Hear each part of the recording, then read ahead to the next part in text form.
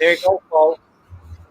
They the Targaryens rule with blood and fire, baby. That's how they get down. So hopefully we're gonna start seeing more of that here towards the end of the series. But we're here to do episode 7 of the House of the Dragon, Game of Thrones prequel from HBO Studios.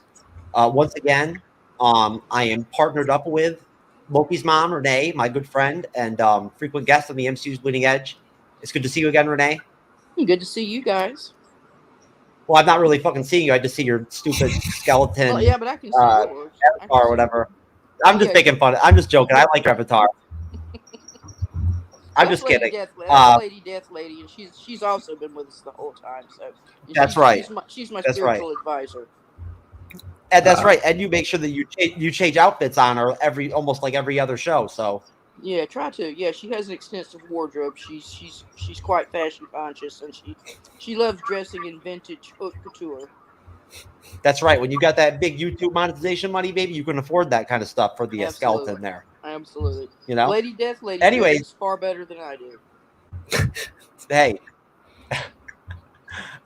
So we got Tony here. Tony, I don't know Tony that well personally. All I know is that he is a friend and I guess a fellow creator or works with my boy Jay over at the ACER Sports Network that I'm partnered with the Mind Creativity Network, and that was all I needed to hear. So once I knew about that, I was like, oh shit, Tony, just come on with us, man. We'll jam it out. So Tony, welcome to the MCU's Bleeding Edge, and please tell us about yourself. Yeah. So like Jeff said, I'm with ASAP Sports, so I primarily do a lot of football, both college and professional, some basketball. But I am secretly a giant nerd at heart. I'm a huge Game of Thrones, House of the Dragon fan. I'm a huge Star Wars fan. Was in the military for 8 years. I just separated out. Thank you very much, sir. Thank you for your service, sir. Thank you all for the support. And it's funny, I actually started podcasting right when COVID first kicked off because I was under the impression, I'll have all the time in the world to make podcasts. I'll have all the time, and I didn't realize that being military medical, that was never going to happen. So for the first year I wanted to start podcasting, I only put out 2 episodes. But then once everything calmed down, I started to podcast a little bit more. So I've been podcasting a little bit more consistently for about 1.5 years, almost 2 years now. And I do have to say, Renee, I think the skeleton is honestly waiting to see if HBO will ever remake season 8 of Game of Thrones. And honestly, by the looks of the state of where she's at, I don't know if that's going to happen or not, but we can hope anyway. Yeah, she's waiting on Tom Hiddleston to return to the MCU's big screen. There we go. So Tony, has anybody, I didn't tell you this because it never occurs to me to think about this stuff, but has anybody warned you that the Bleeding Edge is R-rated and we're not for kids? So before you came on here? I think I've seen and I've heard a couple of your guys' stuff. It ain't gonna hurt my feelings none. Say I'm all about it. So he's a doctor. Well, there you go. That's right. And you know what? I think that that's one of the cool things about we developed a big enough reputation with our brand, Renee, to where people do know before they come on what we're about over here at this point. Good. That's a good thing. Yeah, that's good. It is a good thing, especially when they know that when they hear about some of the grimy shit that I say on here. I'm sure they love that. That's a big no, honestly, Tony, we the whole thing with it, I don't like to embellish it, even though I probably should more. It probably would attract more audience and more viewers if I did actually embellish the whole R-rated, not for kids thing. But to be honest with you, I have no desire to. And really, it just was something that became common sense to me right off the bat, because if I'm not going to not drink alcohol during shows, if I feel like drinking, I'm going to drink. Yeah. And I'm from New York, born and raised, so I started using the word fuck and stuff like that at age 3. You know what I mean? That became a part of my vocabulary. So at that point, me separating words from that, from my normal flow, it just isn't possible for me to be myself and, Yeah, you see what I'm saying? Yeah, that's a big. It makes it more natural because if you think about it, some of these guys, if they're on a lot of these big networks and stuff like that, or on a lot of these shows, they have to be a little bit more professional because they're catered. They also have the lawyers to be able to combat that and go against it. But there are times it's all right, you can see they want to put something in there to make it a little bit more personable, a little bit more realistic, and they can't. So I think that's where it helps you reach and connect with your audience. That, you know, hey, if you drop an F-bomb here, if you do that here, you know, here and there, it's like, okay, this is a more realistic, you know, actual conversation in a podcast that you can relate to than a bunch of guys that it's like, they're having to use substitute words that just, you know, sound like a bunch of BS, to be honest with you. Well, plus we're live streaming, and the whole thing with live streaming is supposed to be authentic.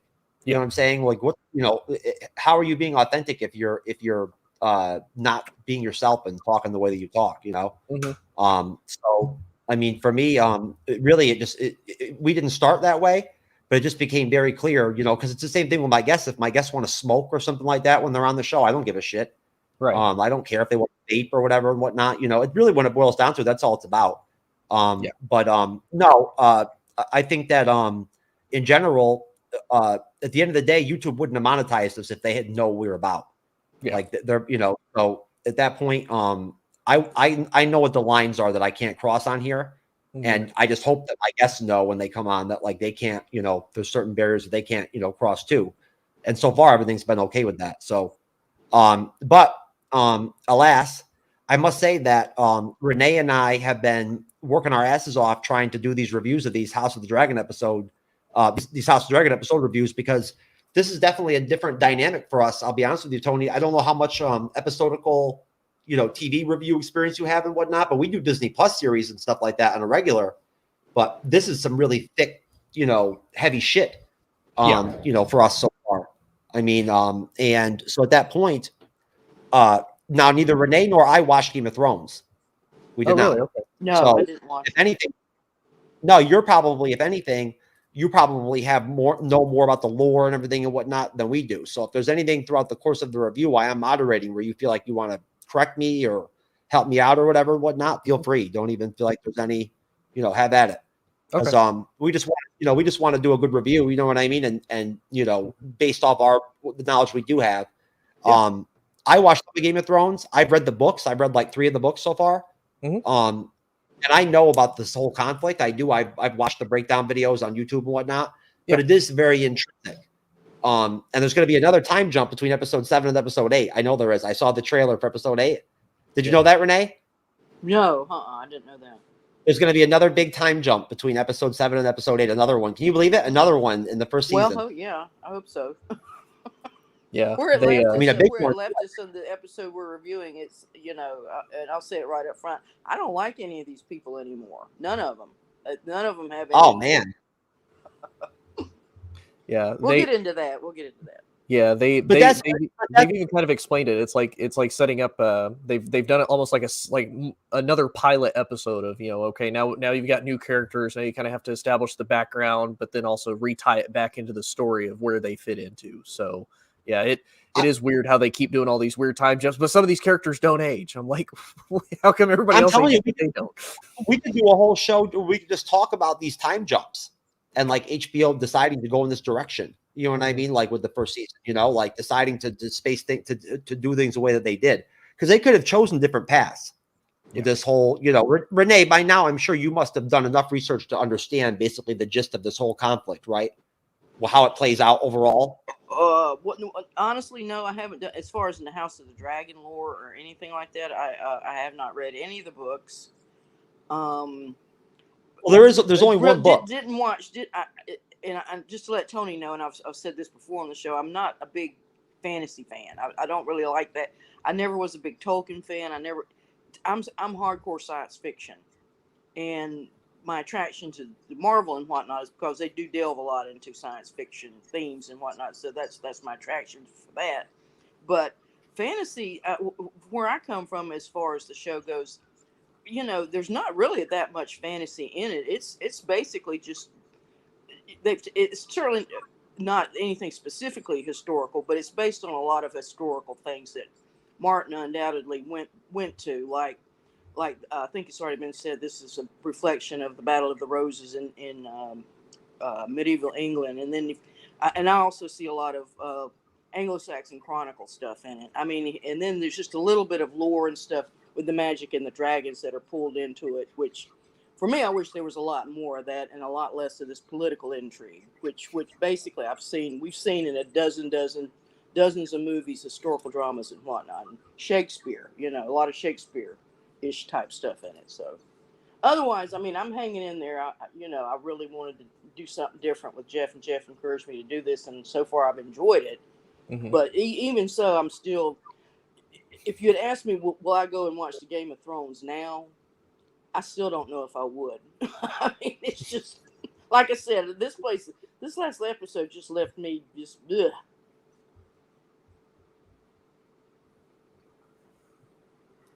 Well, I mean, I don't know what to say to that. I mean, I mean, I get where you're coming from, Renee, and you have to pardon me, folks, if I've got some weird camera angles going on here. I decided to fool around and add a monitor to my setup all of a sudden right before the show. Oh, and I'm freezing up on everything. I can see it. So I'm playing around with my camera angles and whatnot. You have to work with me here. But no, honestly, Tony, since we haven't really had a chance to work with you on the series so far, what has your take been on the series going into episode 7? Like, where were you kind of at with it? So I will say, as somebody who watched Game of Thrones, it's funny how much they've mirrored a lot of this.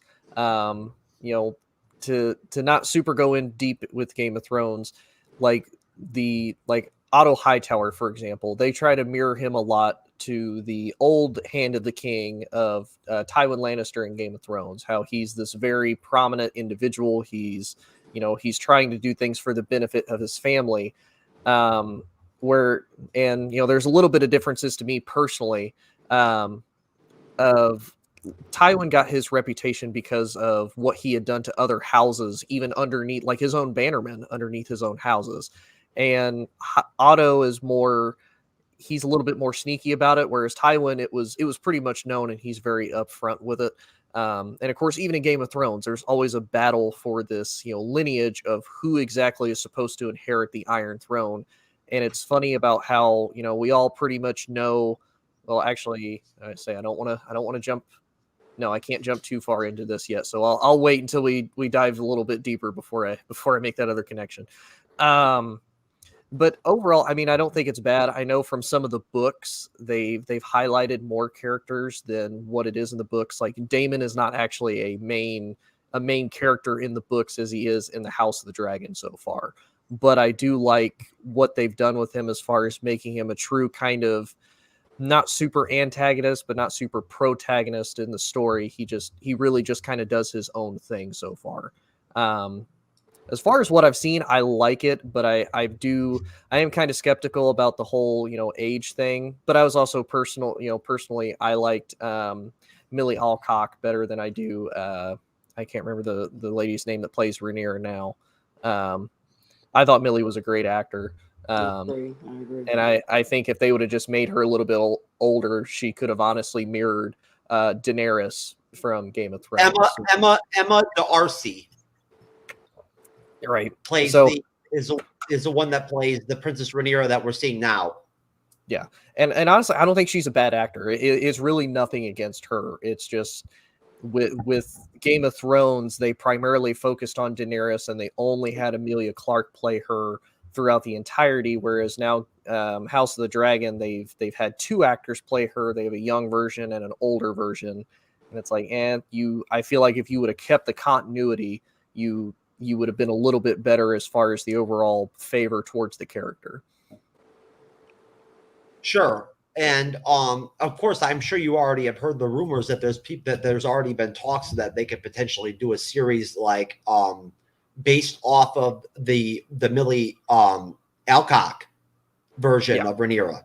Yep. There's so many different directions that HBO Studios could go in with this stuff. It seems pretty apparent that they're going to try to do something like what they're planning on doing with Walking Dead, where they're going to like have just a load of spinoffs and whatnot and different things and all that, and prequel stuff and TV movie type stuff and everything and whatnot, like whatever they can do to, continue to grow out of this. Can you blame them? Game of Thrones was the most popular fucking TV show in the history of like television for 10 years, based off of the stats that they put out there. Good luck trying to decipher them. I can't understand how they with streaming, how they figure that shit out, but they say what they say. And what House of the Dragon's done the same thing, if not better, right? So, yeah. I mean, did you know that, Renee? Like, House of the Dragon is killing it. Oh yeah, I don't doubt that. I mean, I don't really look at the ratings and whatnot, or like you say, or how they factor all that stuff. probably viewer wise, I wouldn't think it would be, because if you go back before there was cable and whatnot, I mean, there was a show like Roots, and you had like 30 some million people watching that. I mean, it was huge. So because for one thing, you only had 3 television networks or 4 to look at. But anyway, but otherwise, I think you mean when you weren't allowed to have anal in porn because it was like too explicit. Right. The only porn we had was like Fritz the Cat and stuff. You couldn't really act. I mean, you had to go to the really hinky parts of town and go in one of those really nasty looking stores. Oh man! Hey, don't talk about the back. Don't talk about the back of Blockbuster here. Like that. The back of Blockbuster was a respected establishment, man. I'm never going. If I had lived back then, I would never go to one of those theaters where like they would play porn in the theaters and you have to like jack off at the theater or whatever. Hell, I'm not doing that. No. No, with the just segueing, the one time me and my boyfriend we got really daring. We said, well, okay, we're gonna go see some porn. But there was a drive-in. There was a drive-in, very popular porn drive-in. It was in my hometown. Oh shit! Very popular porn drive-in. This sounds. That's where you went to go see porn movies. On the big screen. So did people pay for this? So was this like the pre-internet I need to know about this place, man. This is actually I'm finding this very interesting. I may need to go to this place myself. What? This drive-in? Yeah. They don't exist anymore. They don't exist anymore. They're gone. They're gone. Bad. Extinct. The porn drive-through. It sounds fucking awesome. I mean, I didn't witness this, but another friend of mine said that they went there one time and said there were these guys. They had pulled a pickup truck and backed it up so that the bed was facing the screen, and they were sitting in rocking chairs on the back of the pickup truck. I'm writing this down, folks. This is important information. Just so you know, I'm writing this down in my book, just so you understand what's important to me. There were like a couple of houses back Ford, right up in the trees, and you could watch it. Here we go, man. You know what? That might go on one of our first T-shirts when we start our first merch on the Bleeding Edge. Porn drive-in will be like the thing that will say that on the T-shirt. Yeah, I love it. That and Dick Pic Logic. That's going to be our first T-shirt, Tony. It's Dick Pic Logic. DPL, I like it. Yeah, I'm telling you, it says it all. We're also bringing back cigarettes over here. We're bringing back smoking, folks. Just so you know, over at the MCU'S Bleeding Edge. Smoking is not as bad as people say it is. It's actually kind of cool. And so at that point, we are, of course, working with the tobacco companies to bring back advertising for cigarette smoking right here. Cyberneticshark, my co-host, is going to be our Marlboro man in like our advertisement. And we are going to go all in for cigarette smoking over here at the Bleeding Edge. That's also going to be a part of our merch. We're bringing it back. Right, you have cigarette lighters and. Yep, that's right. It's all the misinformation from the doctors and everything and whatnot. Don't worry about all that. It's just a bunch of bullshit. Yeah, like I said, we got a doctor on the show, and he's saying, "Oh, there yeah, you go." Tony says smoking is cool, kids. But anyways, no. He will not endorse this, Jeff. At least not that part. No, I can't be endorsing stuff for underage kids. No. Hey, some of these characters on the House of the Dragon episode 7 could use some cigarettes, man. During the episode at times, you know what I mean? Like seriously. Have little baby dragons, carry little baby dragons around to light it with. Yeah, seriously. But no. So all right. So Renee, before we go into episode 7. Just real quick, what were your feelings after episode 6 as far as like, as far as the whole series goes? Like, where are you kind of at with it? Are you enjoying it? Even if you may not like all the characters, are you enjoying it? Well, I mean, no, I'm enjoying. As far as the series itself, it's well done. I mean, it's well written. It's exciting, intriguing. I mean, I'm not putting it down as a bad product. I'm just saying, for me, it's not really for me. It's and that's okay. I'm okay with stuff like that. It's not everything has to be catered to me, but as far as that goes, I'm just not really. I just can't get into it. You know what you mean? You just can't get into it. It's like no matter how hard you try, you can't make yourself like it. And but even so, I'm still enjoying it, and I'm getting a lot out of it. And like you say, Millie Alcock, the MCU needs to swoop her up and use her somehow, some way. I mean, she would really work well into that whole cast. Good call.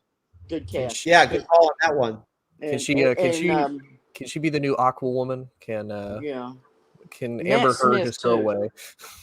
And Matt Smith too. I mean, he belongs. Good gracious, fight Kevin. Go out there and hire that man. But yeah, it's where I'm at as far as how it ended on episode 6. I mean, yeah, there was a big, huge time jump, and I think it did. And I'm not that unhappy with the older Rhaenyra, but like I say, I think there is she just not quite what Alcock has brought to the character. And of course that could be reflective of the character herself as she's grown more and more cynical and more bitter and more hedonistic and willing to drop her own high standards to achieve her goals. So yeah, I think she's turning into that's when I said I really don't like the characters very much at this point. I mean, all of them have kind of lost there's no redeeming attributes to them at this point. Maybe the next episode that'll change, but we'll see. Well, that's the thing about episodical television series like this. We're still in the first season, and we still have an 8th and a 9th episode coming out after this one. So at this point, you have to take into consideration that we're just getting to know this new older Rhaenyra, and you got to wait for those 2 episodes to come out first before you can really, I think, give a verdict on her. For at least for the end. One thing I have a huge problem just in my own, just any type of character that's any type of, I have a huge problem when they're just abject murderers, cold-blooded murderers. I don't see a lot of redemption coming back from that other than some sort of, dare I say it, like how Tony Stark had to go out, because when you think about it, and before he became Iron Man, he was responsible for the deaths of millions because he was selling all these arms to whoever wanted them. So, he had a lot of blood on his soul, a lot of what the Red Ledger, as Black Widow called it. So, yeah, I think to me, when you get that much red on your ledger, it's hard to make up for it, unless there is a huge sacrifice. Now, maybe that's coming. A redeeming sacrifice, you know what I'm saying? Yeah, I mean, I got a red ledger myself, and actually, my red ledger is it's all the chicks that I hooked up with that were on their period. You know what I'm saying? The first time that we had sex. Yours is more pink. Yeah, that's my red ledger. So I don't really know how you rectify that or whatever. Or have you murdered anybody? Have you murdered anybody in cold blood, Jeffrey? There you go. Then you got nothing to worry about.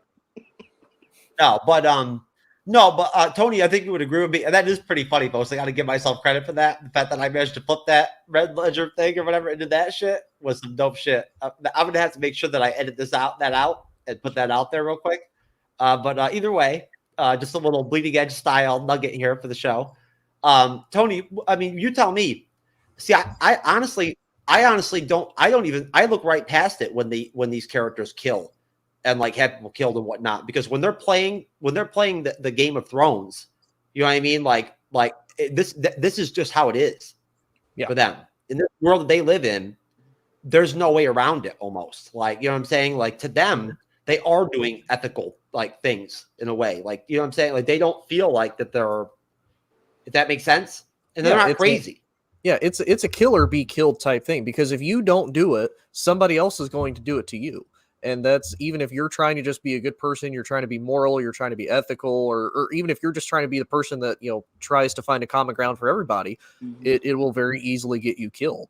And, that's just how that series goes. We saw it with the Game of Thrones. Ned Stark was, throughout the whole entire series, they talk about how Ned Stark was the most honorable man in the entire 7 kingdoms. And he got killed for it because he wouldn't take the step to potentially act first and have somebody killed, because that to him that was wrong.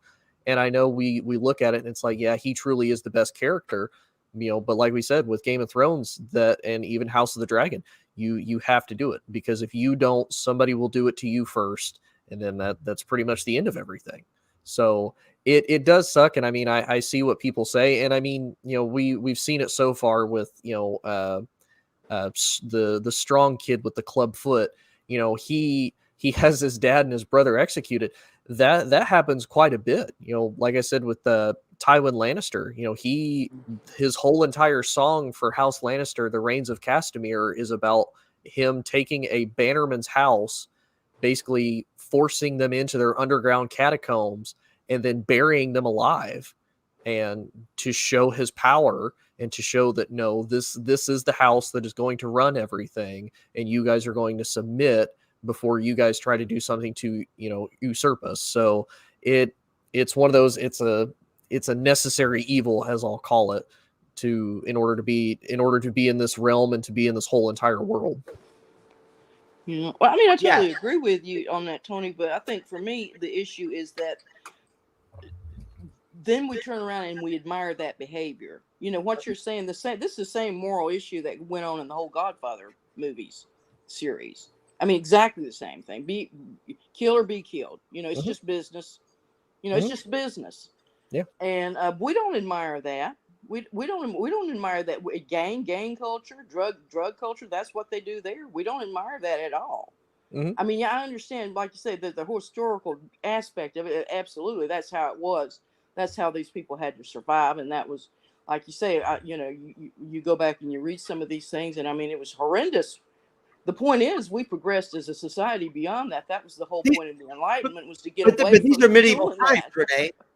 These are medieval times. That's what, interesting. These are absolutely. Exactly. Those are medieval times, but I'm living in the 21st century. So I'm going to apply my 21st century morals to medieval times. And that's one of the, why I always said I don't like the medieval. That's my least favorite period of history, is the medieval period in Europe. That's why, because it was such a conundrum. You had this huge moral tradition. And we have this, and we're the godly people, and we're bringing God to the people, and yet at the same time they're murdering each other right and left, and they're screwing over each other right and left. Well, because we have to survive. Well, let's find another way to survive. And I think if that something was incorporated into this story, where you did have people who were fighting against this, saying, hey, look, we need to start doing something differently. For 15,000 years we've been doing this. Come on, we need to find a better way. Yeah. So anyway, but that's just me. Like I said, that's just my own personal POV being applied to it. I don't expect other people to have my point of view at all. Yeah. So, no, I see what you're saying. I think when you look at the 21st century version of it, not to dive too far, away from it, like in the business aspect, for example, now, we're not in the business of killing each other anymore. I mean, sometimes that may or may not actually be the case, and there's probably never going to ever be any proof of that. Well, I mean, look at Putin. I mean, how many people fall out of windows over there? Exactly.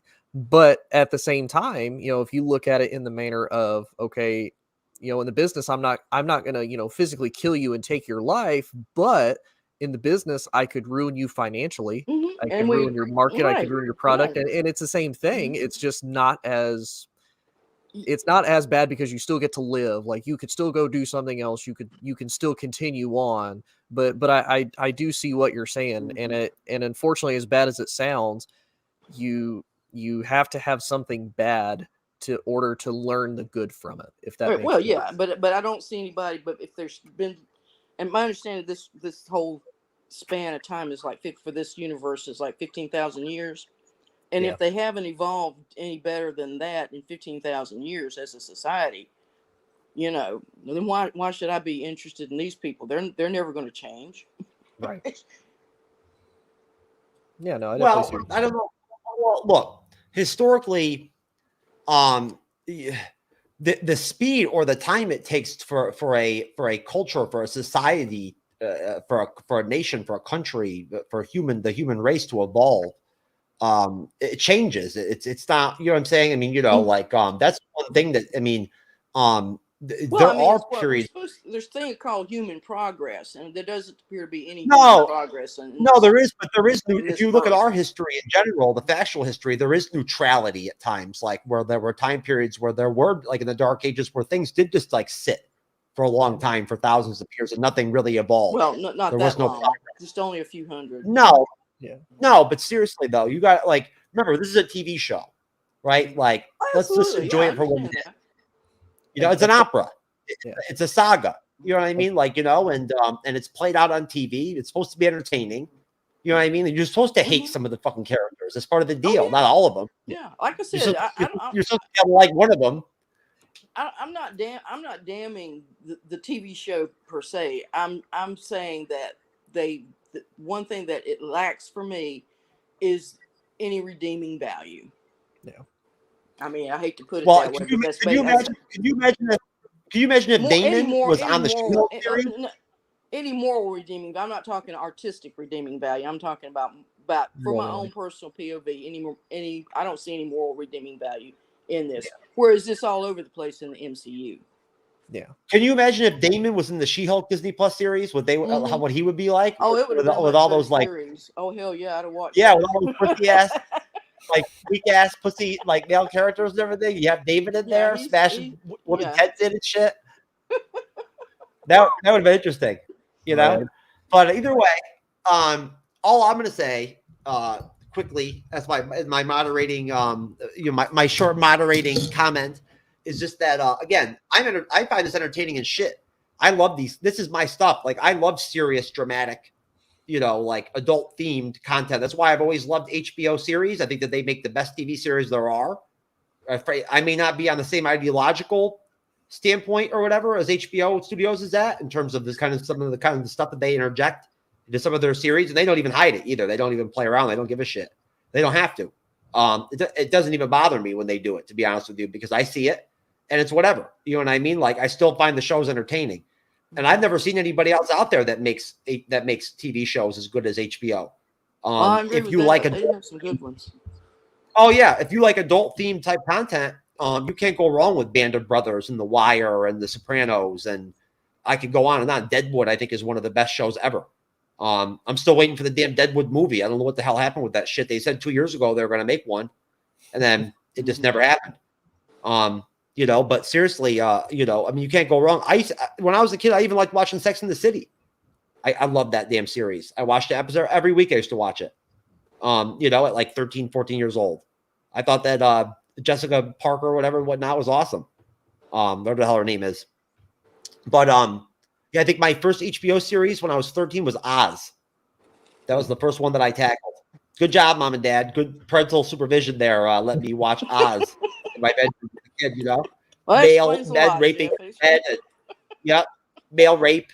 Well, you know, and everything like that. My parents did. My dad, both my parents, but my dad in particular was a huge movie buff. I mean, we went to the movies at least twice a week when I was a kid, and maybe sometimes more than that. But I was still underage. I think I was probably maybe 14 or somewhere in there. He took me to see The Wild Bunch. Sam Peckinpah. Mm-hmm. That was a great introduction to that genre of film. Well, I'd have to imagine that probably like back in the since Renee is a little older than me. Mm-hmm. I have to imagine Renee at that point, like people weren't really IDing you if you brought your kid to a movie. Well, I mean, it was 17. You know, like, I mean, it was R-rated, so I mean, I was with a parent, so you know. But even so, it was there. You go. It was a very, I mean, you know, nudity and oh my gosh, the violence and brutality in it, and there you go. No redeeming values at all for the characters, as it were. But even so, just to show you how different mores have changed and how, oh my God, it's the stuff we see this all over the place now. I mean, just all over the place. Like you said, back in the day, I had to go sneak into a drive-in with my boyfriend, you know, and hunker down in the car and hope nobody sees us driving in. And now you can just hot D. Yes. Yeah, and there you go. And that's a great segue. That's a great segue to the fact that we finally got a Daemon Rhaenyra consummation. Yeah. In episode 7. Thank God. We no longer have to question whether or not it actually happened back in episode 2 or 3. We know for now it's done. It's a done deal. And Damon knocked that shit out real quick over on the beach during episode 7. I think it was probably about midway through, maybe like, I don't know, the 25-minute mark. And honestly, I'll tell you, as far as episode 7 goes, you know, I didn't really the opening of it, you know, where you see, I guess what you call a funeral or whatever that was for Laenor. Yeah. You know, who of course was had her, you know, head smashed in with a rock with Daemon, which they somehow labeled a hunting accident. How that could be a hunting accident, I have no idea back then. That was his old wife. That was Lady Royce of the Vale. This is Laenor. Oh, you're right. By Vhagar. Oh, yeah, you're right. This is Laenor. Yeah, okay, you're right. I'm sorry. This was Laenor who was burnt to death and whatnot and everything. You're right. I apologize about that. And Laenor's funeral, you know, was awkward. If anything, you know, we had basically the whole cast, almost all of the important characters were all at the event, and it was very poignant. I thought, you know, the music was very poignant. And watching the division and the politics being played already, like at a funeral, seeing Daemon's attitude. Now, if I remember correctly, Tony, Daemon actually liked this one, didn't he? Lady Laenor. I mean, you know, and she was with child when she was burnt to death, right? Yep. Yeah. So I mean, that's some pretty grisly shit. Now, Driftmark is the title of the episode, which I think is very poignant. And essentially, you know, when we go through this funeral scene, the only thing I took from it, me personally, and I'll go around, you know, to everybody here on the panel, what you all thought. The only thing about it that I found interesting was Paddy Constantine's King Viserys approaching Daemon in a very warm way, you know, and being like, brother, you know, come back home. You know, there's a place for you on my council. You know what I mean? Like, you know, you belong, you know, with us or whatever and whatnot. You can see him really trying to bring the house together, you know, or the family together. And even in his sort of, I guess, I don't know.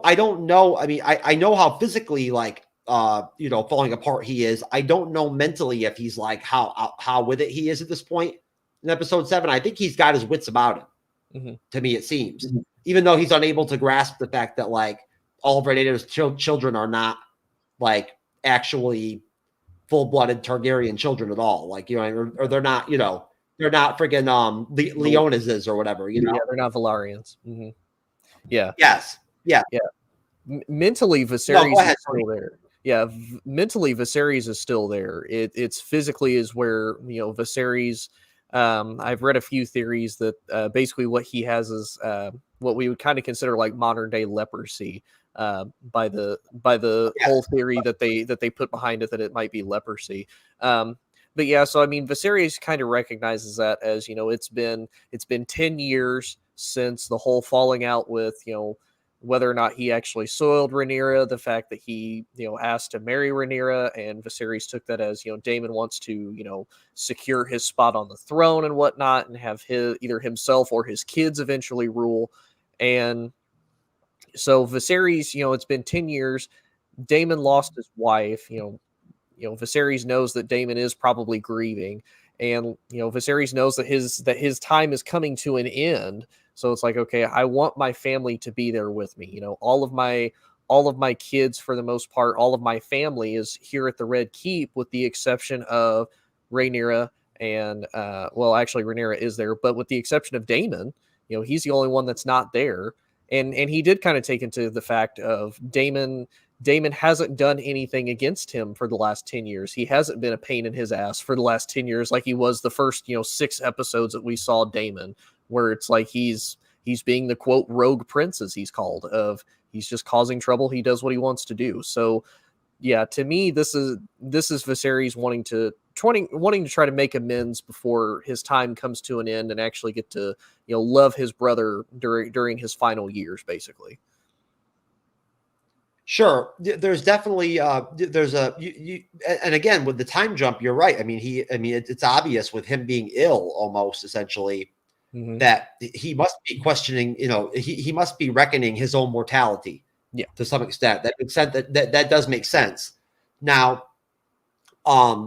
basically, later on in the episode, we end up seeing Viserys actually in bed, calling Queen Alicent by the name of his late first wife, Aemond.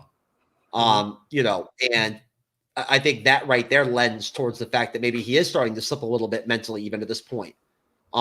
Again, he's not able to acknowledge or realize something that everybody else realizes, which is the fact that Rhaenyra's kids are not, her husband's. Yeah. But Renee, what did you take out of the funeral scene, if anything? Like, was there anything about Daemon's attitude at all? Was there anything, with Queen Alicent at all that stood out to you? Well, Daemon, it's sort of a confusion because when we saw him before the time jump, he was in such a horrible, who would have thought that in episode 7, he would have wound up marrying and actually making out as well as he has. It seemed like he's had a reasonably happy life up to that point. So why? The guy just murdered his wife, that's what I was talking about, the whole, why should he get to have this enjoyment, this love, when he just, just point blank, cold-bloodedly murdered his wife to get out of that marriage, or whatever reason he did it for. And so yeah, he's kind of, but now he seems like he's settled down a little bit. He's gotten some perspective, and he's weighing his options. I think he sees his opportunity. He sees that, like you say, his brother's still going. He's still making decisions and everything, but he is an old fool at this point. He's just, it just happens. It's just that time in his life that he's going to go down. And so he's just biding his time. And of course, he sees his opportunity with Princess Rhaenys. And of course, it ensues after that. Gets even worse. Yeah. But they had said something about, just a little side note, about when it was originally on HBO a couple weeks ago, that it was so dark people couldn't see it. But then I looked at it a couple days later from that, and I think they really did something to it, because when I looked at the whole episode, I didn't see all that darkness and whatnot. So I think they did correct some of that. So I don't know what the other people were talking about. But that shit was dark as fuck. Yeah. It may have been. I've seen movies like that they put on TV, and it was one, I can't think of the name. It was The Cow or something like that. That was a popular movie out a couple of years, set in the Pacific Northwest in the 1840s or 50s, and it was so dark you couldn't see anything. It was, you were basically just a radio play at that point. But yeah, anyway, well, maybe it was. It looked good. As far as when I saw the episode, it looked good to me. So visually. No.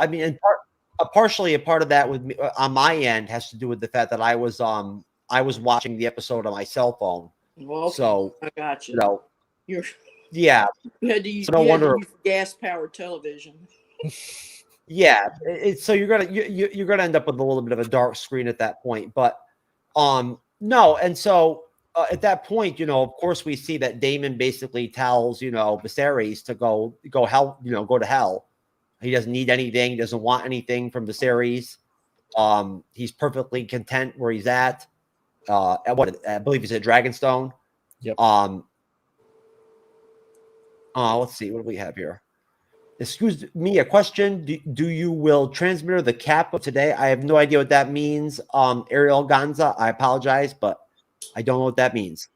What I can say, folks, is that unfortunately, I'm having trouble with my StreamYard, and I don't know why, but we're not on Rumble tonight, and we're not on Facebook. So I'm sorry, folks out there on Facebook and Rumble. I tried to get us on there, but I don't know what the hell's going on down here in Southwest Florida after the hurricane, but they're making everything difficult for all of us down here, I guess. But so anyways, as far as the episode goes, episode 7, from there on, of course, we get politicking back and forth.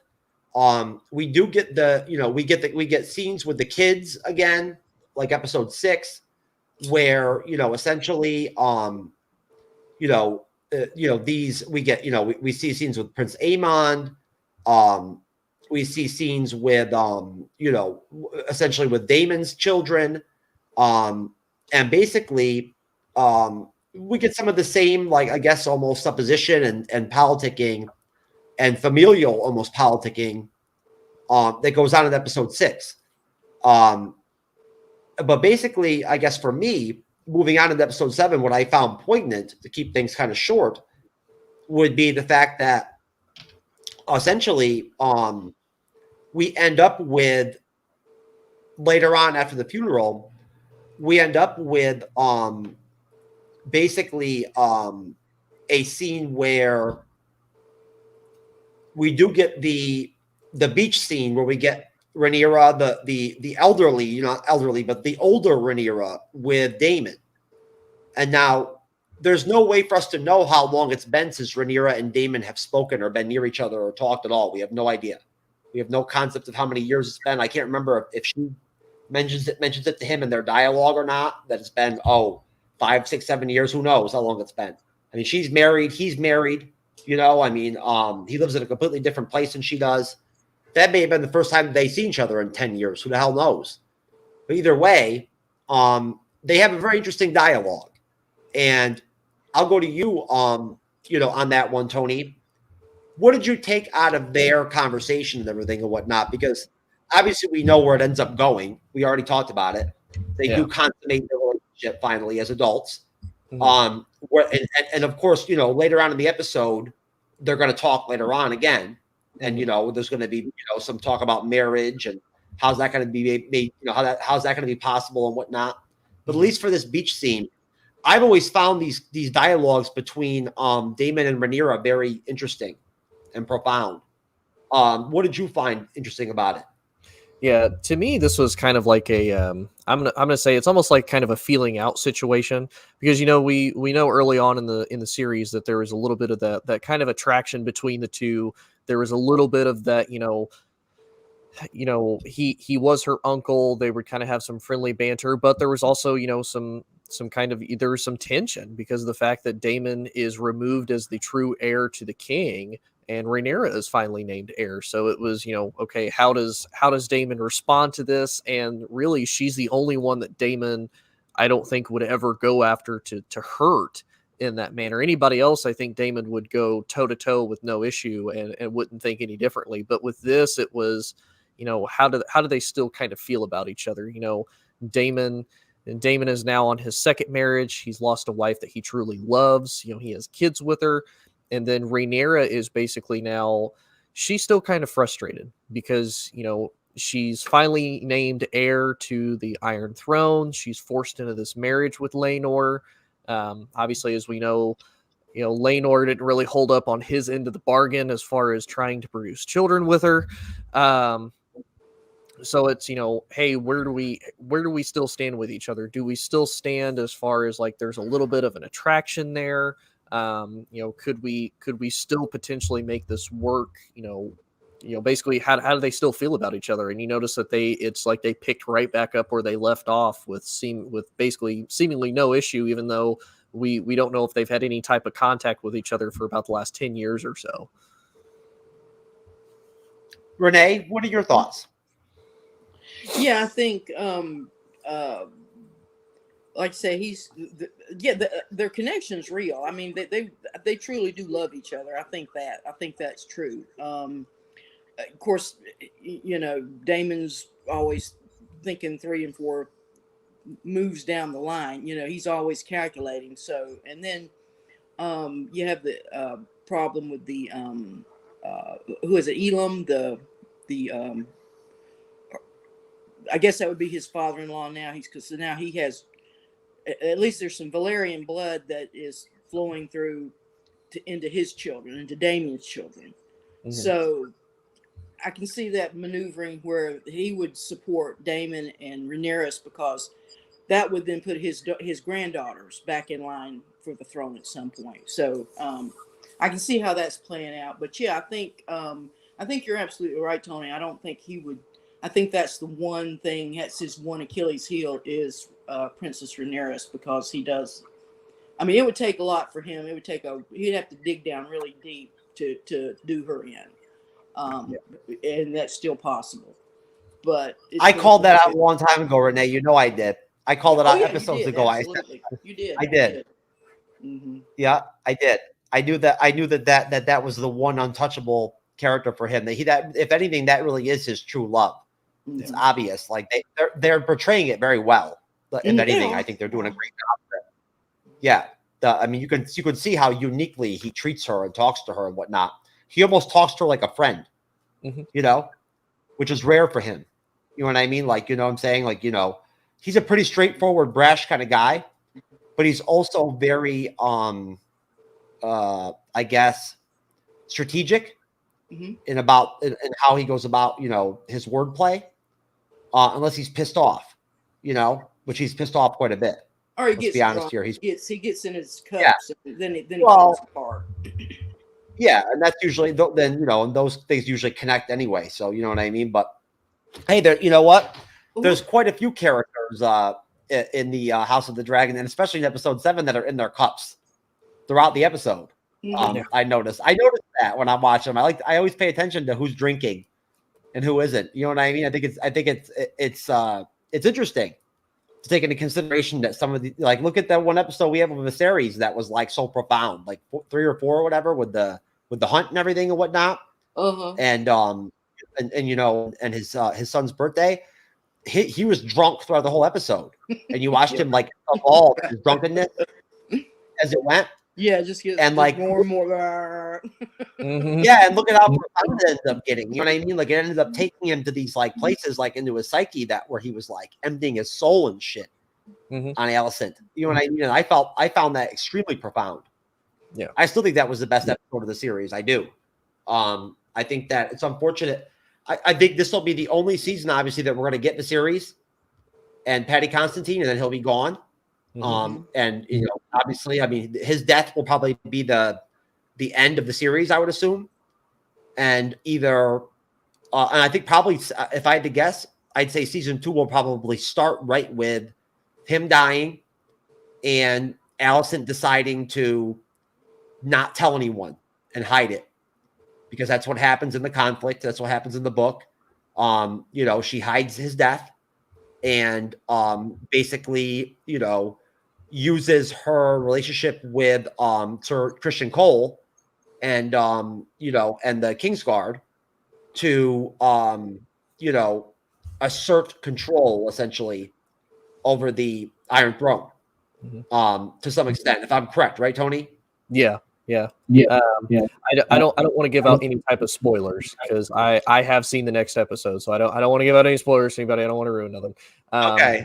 But no, you guys are basically on the right track as far as like what Alicent does, because that's where this whole idea of the Greens versus the Blacks come into. Of the Greens, high towers, they take control of everything, and then Rhaenyra is basically the Blacks of, you know, I'm truly the heir. Like, this is what Viserys wanted, and you know, this is what we're supposed to be following, and then they pretty much go against something completely different, which again kind of ties into what they did with Game of Thrones. Robert Baratheon, after he takes the Iron Throne, you know, as everybody finds out, of course, he never notices it. Kind of the same with Viserys. All of his children are bastards, and you know, he's like, well, you know, my oldest son is gonna become the king, but you know, he writes an expressive letter that his hand of the king, Ned Stark, is to basically rule until his son Joffrey becomes of age.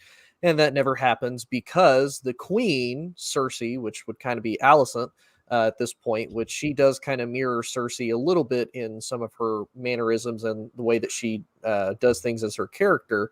You know, she basically says, nope, that's not how this is going to work. That's not going to happen.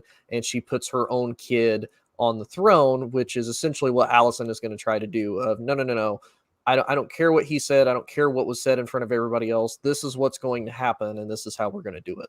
So, see, I have a hard time making those comparisons with the two characters, the Alicent and with I'm sorry, what is Joffrey's mom again? Cersei. Cersei, yeah. See, Cersei was right from jump. I mean, she was maniacal. You know what I mean? Like she was unethical and like, and power hungry and everything and whatnot, Mhm. I mean, she wanted Robert dead on her own. Yeah. You know what I mean? But let's not I don't want to go too heavily into the Game of Thrones. But no, so I'll tell you that basically there was another what I thought was wonderful exchange throughout the episode where essentially we see a conversation between Corlys Valerian and Rhaenys Targaryen again, sort of and again I found their conversations very profound as well. As Renee and I've discussed on many of these reviews, I felt like their dialogues have been really almost like a highlight to me for the episode. I really found their back and forth really interesting, their love and their relationship, and also their arguments at the same time. You know what I mean? And like sort of conflicted interests and whatnot. Yeah. And I find that statement that that Corlys made, it was either in episode 7 or episode 6, where he said essentially that what is life if not for the desire of legacy, or to the pursuit of legacy. You know what I mean? Like, and I found that very poignant. I really did. I found that to be probably the most powerful declaration or phrase or statement across the span of the series so far, especially the way he said it. You know what I mean? Like, because I mean, Renee, I think you would agree, Corlys Valerian is not an ethical man. He's not. Like, I'm not saying that he's not willing to kill people and whatnot and everything if necessary, but you can tell that he's a good man for what it is for this time period. He is the quintessential decent man, decent lord. He seems to be the one who at least wants to try everything else before he has to do the most bitter thing.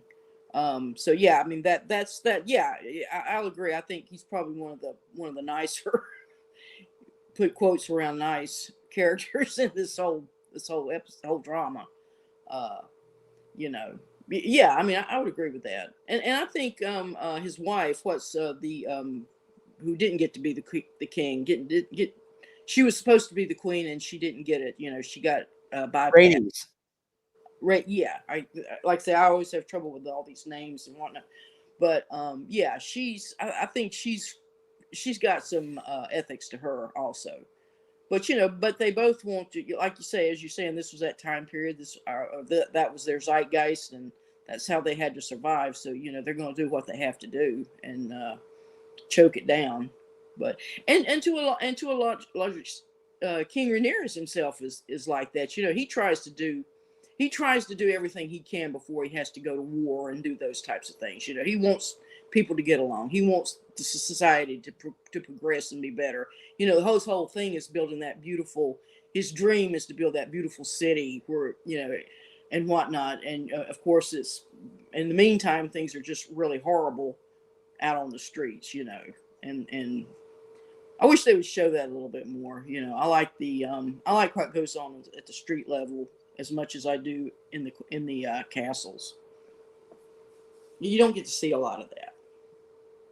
No, and I'll tell you, of course, I'm sure you really enjoyed this, Renee. We saw Aemond basically, I guess, connect, or he rode Vhagar. Right. And I guess, if I understand correctly how these whole connections with the dragons, once you ride the dragon, you've sunk with it, basically. You've synced with the dragon at that point to where I guess he'll be able to ride it now, and now gutsy little kid. Yeah, he was just probably the best thing in the whole was him getting on that dragon and just now the wow. No, go ahead, Renee. That's the only setup I needed to give you. You go ahead and jump on it, and then Tony, you follow her right up, and please tell me what you thought about the scene. Yeah, like I said, I thought it was very exciting seeing, here again, finally we got some dragon action. And it's a little kid riding a dragon, so who's not gonna love that? And yeah, and you're right, I guess that's what it took. And he was the one that got overpassed as far as passed over as far as getting his dragon egg, and he was so humiliated in the last episode with the little pig and all that. So oh yeah, now he's got the big balls now. Yeah, it was pretty cool because they kind of broke down like where Aemon stands as far as the whole family line thing. Because you think about it, Aegon has literally been handed everything because he's the king's first son that has managed to make it, has managed to live, and Aemon is literally the second son. So Aemon has had to work for more of the things that he wants. So Aegon, it was super easy for him to get a dragon. He bonded with one. Aemon couldn't get that. They've made fun of him for it. They've poked at him for it. So he's had to work extremely hard to be able to get to where he's at, be able to be basically respected within, the family and even outside of, inside the court and the castle. So for him to be able to go and get the biggest, the oldest, and basically one of the original founding dragons that's left in Vhagar and be able to bond with it and basically, for not really tame it, because you can never truly tame a dragon, no matter how much Disney says you can. It was a cool thing to be able to see him do that. And honestly, the only reason other people hadn't is because Vhagar is so vicious and so unpredictable. And yeah, this kid is just like, no, I'm gonna do it. I'm gonna almost die while I'm doing it, but I'm gonna do it. Did you see the size that they showed him? The scale of the size of him when they first zoomed in the camera on him and how large he is? Yeah. I mean, he's massive. Yeah.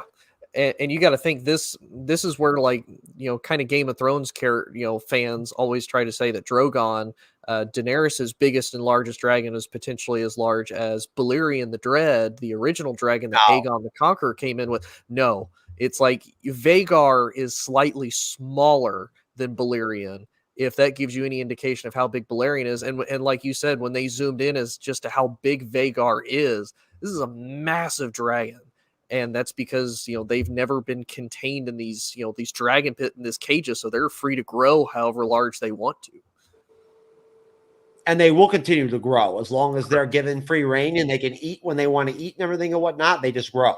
Yeah. And honestly, it's almost crazy because they literally are like the war machines. They're like the nuclear weapons of this time period in a way. Like they're literally that much of a game changer. And we're going to see that, I think, I mean, we've seen it a little bit, but wait until we get into season 2 and season 3 and we actually get battles where you actually see the dragons like against armies and just annihilating armies and shit like that and whatnot, and thousands of soldiers being like destroyed. Yeah. And I will say that is kind of the one cool thing with Game of Thrones is that they did capitalize on that. Daenerys came in with one dragon and took out, I think, like a third of Cersei's army with no issue and just completely burn all of it to the ground. And all of them are like, there's no way we can win this because they don't have dragons. So that's what's going to make this even better is that it's dragon versus dragon. So there's going to have to be a lot more strategy. There's going to have to be a lot more tactics involved with this because like you said, it's nuclear warhead versus nuclear warhead. Who can strike first, who can get the more damaging blows in the most critical places. Sure. And then, Renee, we then, of course, have the conflict where we end up seeing Aemon get his eye, essentially poked out. Now, if I remember correctly, who help me out with Tony? Who was it that actually stabbed his eye? It was I think it was Luke Lucerys. Yes, Lucerys. It was Lucerys. It was Lucerys Valerian. Yeah. Yes. And now that whole sequence after that where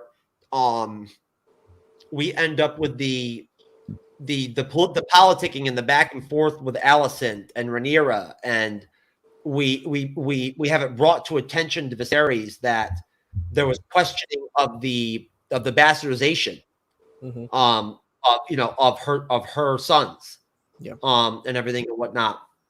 That's brought his attention, and it's put out to him that everyone but him seems to know that Rhaenyra's children are not of legitimate. what they're supposed to be. Yeah. Yes, and at that point, we then of course get the very poignant moment of having Alicent be like, well, you know what, eye for an eye. And even calling on Sir Christian Cole to go ahead and take the eye.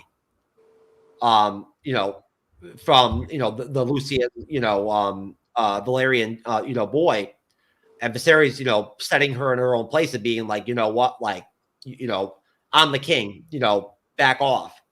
And her attacking Rhaenyra and drawing blood from Rhaenyra, not really wounding her or anything or hurting her, but drawing blood against her. And Renee, we then of course later on have Otto Hightower say to Alicent that Aemond was correct when he said that losing an eye was nothing compared to like the power or the fact that he ate that dragon. You know what I mean? Right, exactly. Yeah. He I'm loving the big Hightower. Oh yeah, I'm loving Otto Hightower more and more as the series is going on. I'm loving his role. He's the hand again now, believe it or not. The son of a bitch. He's a lucky motherfucker. He should be dead, but he's the hand again now, which just shows that Viserys is not exactly, maybe he isn't all that well mentally. I'm not sure. But Renee, what did you think of that whole powerful scene? After, go ahead. No, go ahead. What was you going to say? I'm sorry. After Aemond loses the eye, and then we get that whole procession afterwards. Yeah, I mean, like you say, poor little old Aemond. I mean, he just, but even so, I mean, you can say he's got his eye poked out. He's going to grow up and he's got this badass dragon, the biggest one in the whole kingdom, and he's going to. You can see he's the next time jump. I hope we're going to see one badass dude. Probably, you will. Yeah. But yeah, you sort of see in that whole scene, you see Hightower watching it, and then you see also Daemon in the background leaning up against, he's watching what's going on. So they're making their plans, they're making their schemes and whatnot, and there again we sort of see the king trying to be as magnanimous as he can, and not and try to bring peace back into whatever's going on. So yeah, it's a rough choice, but we sort of see where things are starting to shape up, and yeah, very, very powerful scene. Very powerful scene. Yeah, and like you say, the king sort of wakes up a little bit there. He gets some of his faculties back, and he, but I don't expect it to last long. No, and I think this is right where, like as Tony mentioned before, this is where you really see the lines being drawn with the black and the greens for type of deal going on, where you've got the greens being the Alicent side of things, and then the blacks being Rhaenyra's side of things. You know what I mean? And and you're starting to see the divisions and the lines starting to be made clear as to who's on what side, right? You saw it at the beginning of the episode during the funeral, then you see it again very clearly when there's the tension of this moment, right? Where you have all these different wild cards going on where you don't even know what's going to happen when Alicent calls on Christian Cole to like take the eye, from the Valerian child. You don't know whether he's going to do it or not at that point, because how much respect does he have for Viserys at this point? You know what I mean? Realistically, compared to his hatred for Rhaenyra, and his whatever his relationship is with Alicent, however close that is. Who knows if that's been consummated? We don't even know. I wouldn't be surprised if it has. Or maybe, who knows? You don't know.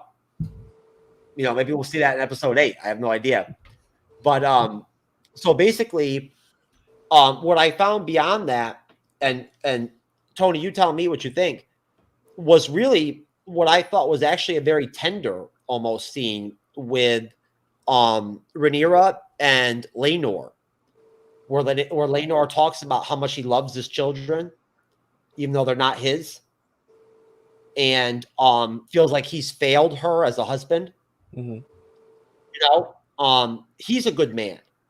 Yeah. Notice the trend with these Valerians that they're like, they seem to be like good men. You know what I mean? Like, I mean, honestly, his only fault, his only failure as a man or whatever, in this universe, in this story, or this saga, is that he's a homosexual.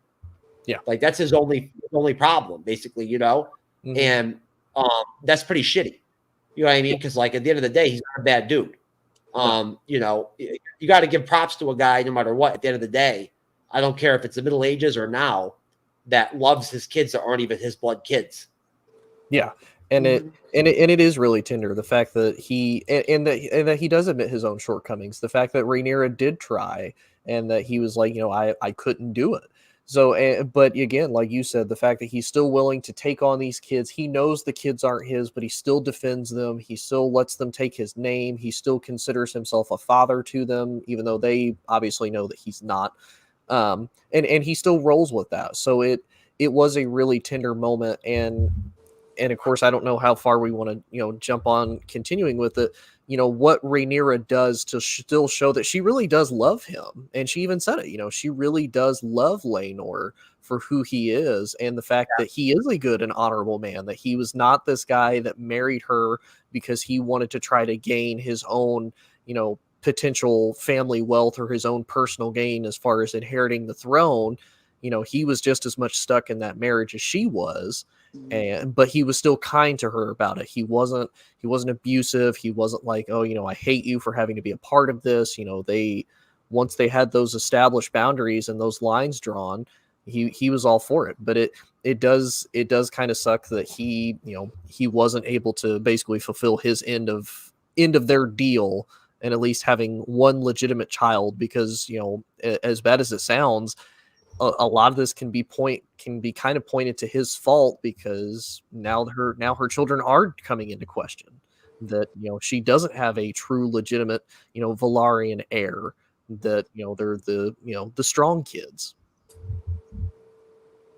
Okay, Renee, what are your thoughts on the conversation that Rhaenyra and Laenor end up having?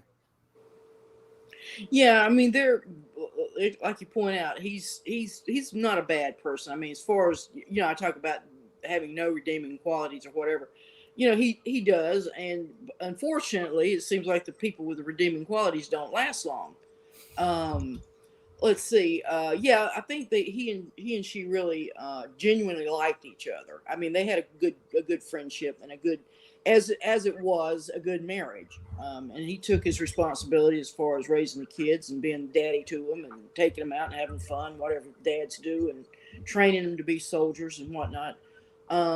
He did all his duties, and he's blameless to a degree, for the sole fact that he's not their father. I mean, for whatever reason, you would think he could have at least tried to have some children with her. I don't think it's out of the realm of possibilities for him to have done that. Maybe he can't. Maybe he shoots blanks or whatever. Who knows? Maybe he watched episode 7 of the Shield Disney Plus series, and he also experienced absolutely. dysfunction. I would agree. Yeah, he had Marvel dysfunction, whatever.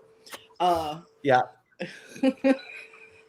But yeah, I mean, yeah, and it's a pity. It's a pity that what happens to him. I mean, it's just, and then here again, this when I say at the end of this episode, I really didn't like anybody. Well, the ones I like are getting killed off.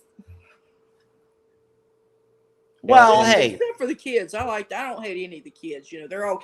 I don't hate kids until they get 18. Oh, they're gonna die too. Don't worry. I think Aegon's probably. I don't like Aegon too much, but the rest of the kids, I like all the kids.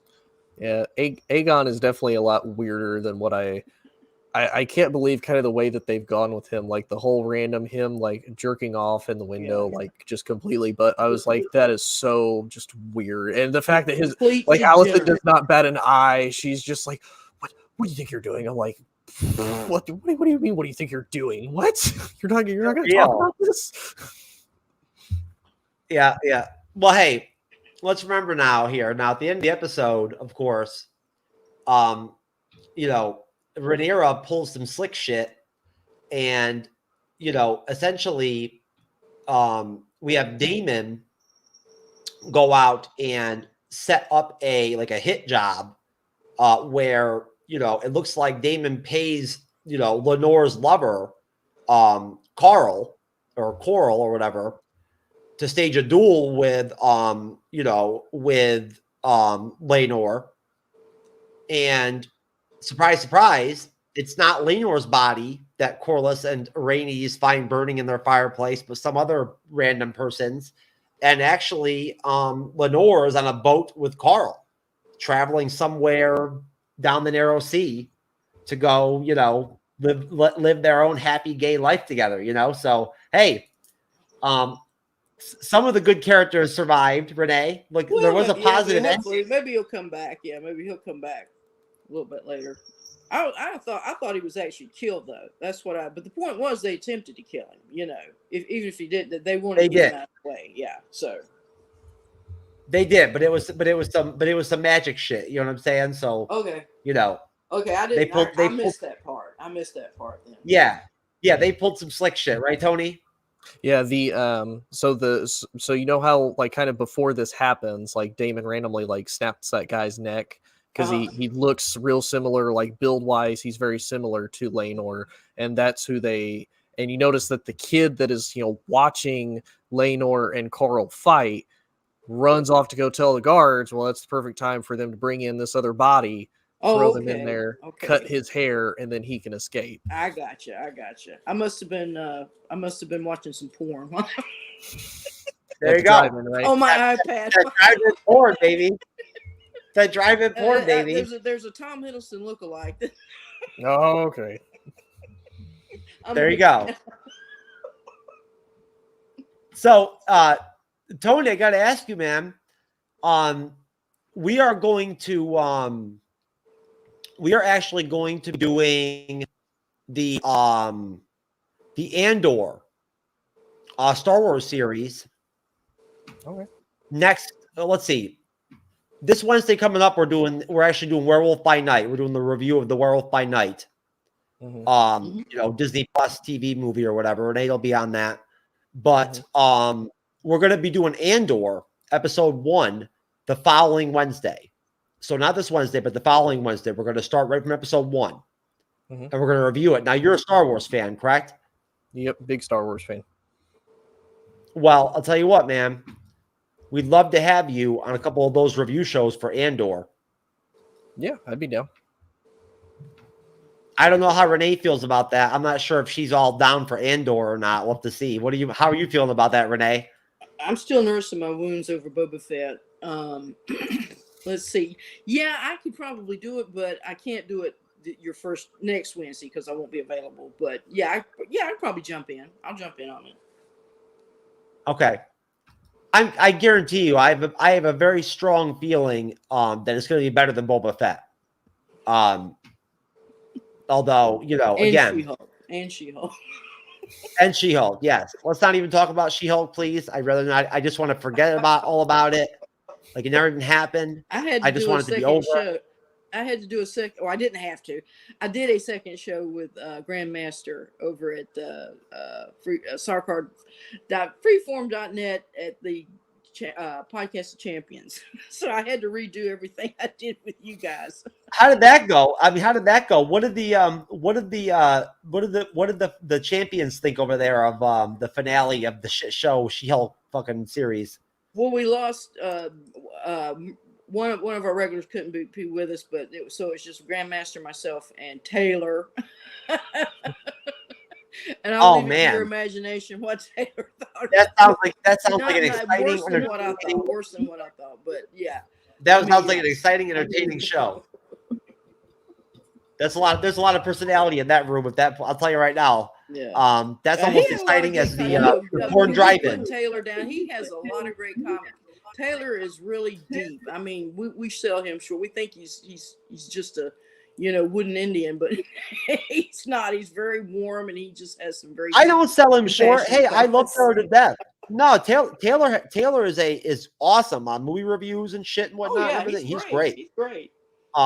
Yeah, no, he's just also not exactly the most entertaining motherfucker out there. Like if you're looking for comedic relief from him or whatever or anything like that, then good luck with that shit. It ain't happening. I think he's funny as hell. I think he's dry. He's very, very dry. Yes, dry is a hey Taylor. If you're out there, brother, I love you, man. Yeah, we You're a love you, champion. I'm a Taylor. Love champion you. just like you. Yeah, but no, but y'all are welcome to jump on and you know, and I mean, hey, after She-Hulk, I'm ready. I'm ready to dive into Andor, baby. I need something different. You know, I'm glad we're doing House of the Dragon, but no, folks. Basically, I'm going to go ahead and I'm going to play a quick episode 8 trailer promo, I guess, if you want to.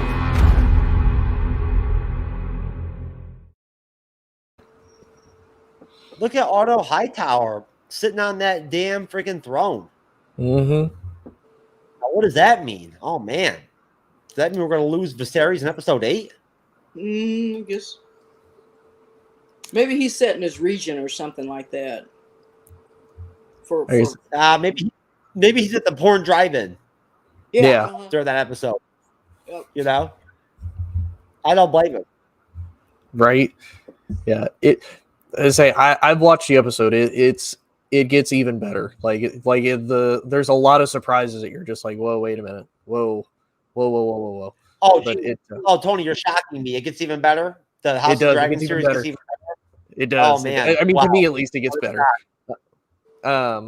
Yeah, I will say not to give up too many spoilers. I still don't care for Aegon. Aemond to me becomes much cooler and becomes almost like this rival for Daemon, and you're gonna see this like really cool like kind of pretense of Aemon versus Daemon, and you're like, oh crap, the two most like polar opposite characters that also like mirror each other are in for this clash in the future, and it's gonna be really good. Renee, what did you think of that promo trailer for episode 8? Yeah, I think it's like you say, I think we see Hightower is probably going to be the regent until who's the eldest son again? What's his name? Aegon. Aegon. Yeah, before Aegon becomes of course, you'd think maybe the queen would be. So I don't know why he's sitting on that throne. So yeah, that'll be interesting to find out exactly what that means. But yeah, I think you're right. I think the whole Daemon Aemon matchup is going to be well worth the wait, and so I'm waiting on that. Well, they're escalating the Dance of Dragons, because that is what this conflict is actually called historically in this in the lore. This is the Dance of the Dragons. So this is the book it was based upon, the Dance of the Dragon. This series, or is this new material? Which book is it, Tony, that actually covers this conflict? Fire and Blood. Fire and Blood. Yep. Yes. A little just let, because Tony doesn't know, I'm retiree, but I also work part-time as a concierge, third shift concierge at a senior assistant living facility, which pretty snazzy place. Anyway, they have a library upstairs, and I just happened to be up there just last night, and they actually have the House of the Dragon books. I didn't realize that. They have the whole set up there. So I was kind of surprised by that. Somebody donated, I'm sure. So I don't know how many of the seniors have read that series. Yeah, you never know. There's some old people. They're like little kids, man. They'll be all for it. Yeah, they show movies. They'll show like 2 and 3 times a week. They have a nice little theater, and they'll show movies on a huge big screen television. And some of the movies though, we're looking at like Forrest Gump, stuff like that. They like those kinds of movies. And Forrest Gump's a good ass movie. Yeah, it is. It is, yeah, a very good movie. So Tony, what do you think, man? Can we count on you for next Sunday for episode 8? Yeah, I can definitely come on for episode 8. Like I said, it's hard for me not to give out spoilers right now because I've already watched it, and I'm like, I can't ruin it for other people. I can't do it. Renee and I would love to have you, and I'll tell you what. Why don't we get out of here? And Renee, if you want to go ahead and do your plugs for the Podcast of Champions, sakara.freeforums.net. Tony, if you have any plugs for yourself, anything you want to plug. Are you actively podcasting on your own, Tony, or are you just doing ASAP? Or I primarily do ASAP. I do have my own. I do pretty much 100% sports on my own. It's called Inside the Hoosier Mind. I post about every Tuesday or so. But a lot of my stuff is typically on ASAP. Well, you and I need to connect on a personal level, brother. I need to get your phone number or whatever and give you mine so we can talk and bullshit a little bit, because we've got some content and some stuff coming up on the Bleeding Edge I think you'd probably want to get in on, you know, besides Andor. You know what I mean? And obviously, if Renee's any implication of the fine people we have on the Bleeding Edge as guests, as far as like her with her, you know, Born Drive-In shit and everything and whatnot, clearly, you know, we've got some of the best here. You know, but no, Renee, please tell me about the Podcast of Champions. What is going on in the future of the Podcast of Champions after She-Hulk? Well, you know, I'm not real sure. I think we're kind of like everybody. There's Panther. I know Grandmaster wants to do Panther, and then Panther 2, and then we're going to do a special show where it's going to be like a recap of the whole Phase 4 and our thoughts and feelings about that. So that's upcoming. And otherwise, they're also doing House of the Dragon, which I only participated with the She-Hulk. So right now I'm not doing any of the other podcasts, but I will be doing they're doing a special Werewolf by Night at some point, and then we'll do Panther and then the recap. As far as their other episodes coming up, I'm not really sure what they're doing. I know Andor, House of the Dragon, and also Power of the Ring, they're also doing a show on that. And I think Lord Deathman, I'm not sure which one he's on, but he's actually moderating that one. Okay. Tony, are you watching Rings of Power? I'm not. I've heard good things, but I haven't started watching that one yet. Well, we are planning on doing our episode 5 review sometime soon. This whole issue down here with the power and the hurricane and everything down here has really messed up my schedule in terms of some of the the schedule with some of the shows. But we're going to try to finish it. We're at episode 5. That's where we're at, and it gets better. I can tell you that. I get where some of the people were coming from. That it was a little bit boring the first couple episodes, very suppositional. Yeah, but it gets going. It does. The energy starts to grow after a while, and I think it's pretty entertaining. But Tony, please plug away anything you want to plug ASAP wise or your podcast. Go ahead. Yeah. Like I said, I do inside the Hoosier Mind for primarily a sports podcast.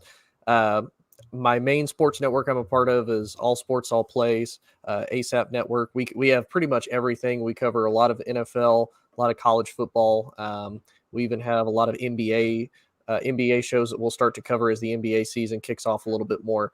So you can catch me quite a bit on there, and we have a lot of great guys on there as well. A lot of really good content. We have shows for just about everybody and just about all the time. I mean, we have shows going from about 9-10 a.m. in the morning on the East Coast all the way till 10 p.m. on the West Coast. So we've got shows of all varieties, and yeah, you can catch us on Facebook, Instagram, TikTok, Roku, Google, all of that. So we're just about everywhere.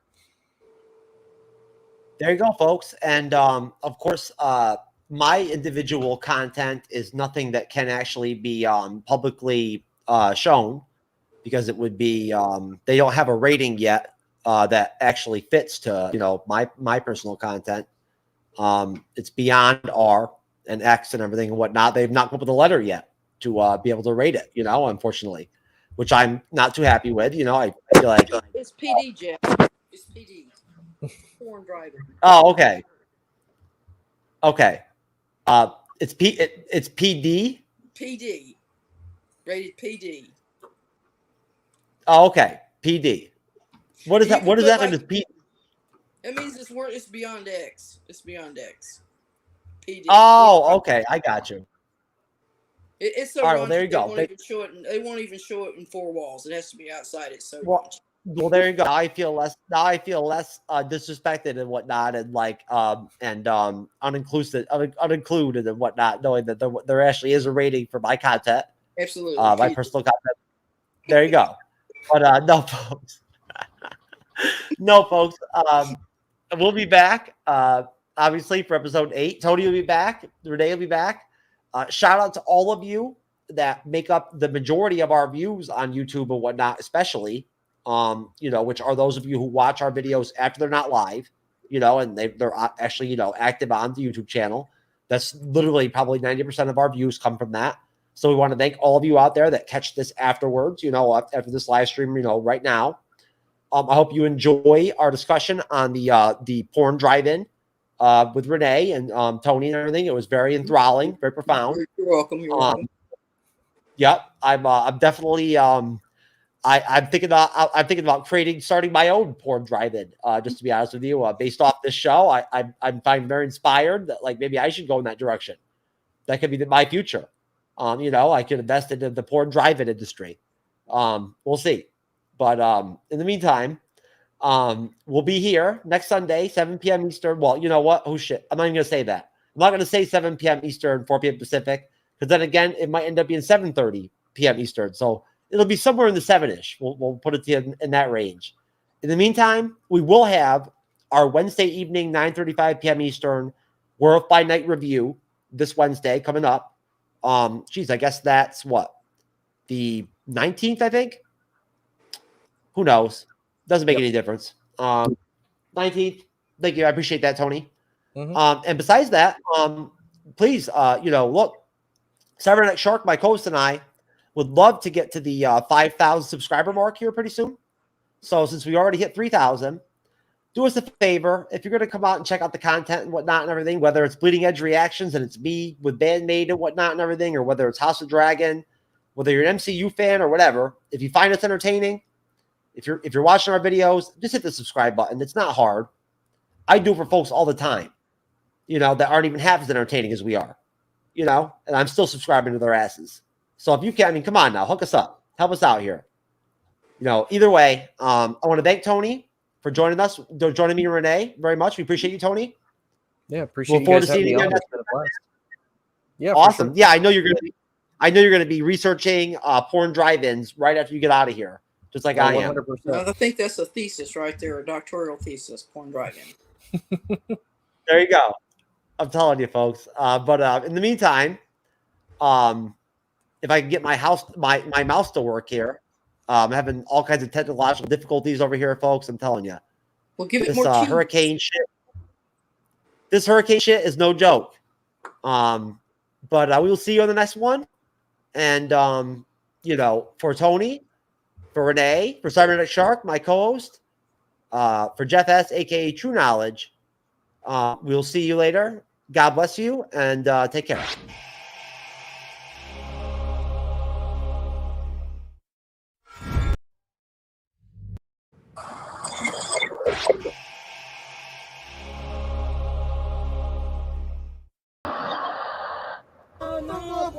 I'll take it. Someone will appreciate it.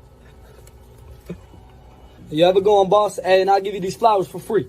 Hey, man, ain't no motherfucking bitch, man. Fuck wrong with you, man. What you mean, yo? Idiot, huh? Fuck wrong with you, man. You just destroyed the flowers. Or something? Fucking bitch. This shit, man. Yo, they're just flowers. Fuck out of here, man. Ain't no bitch.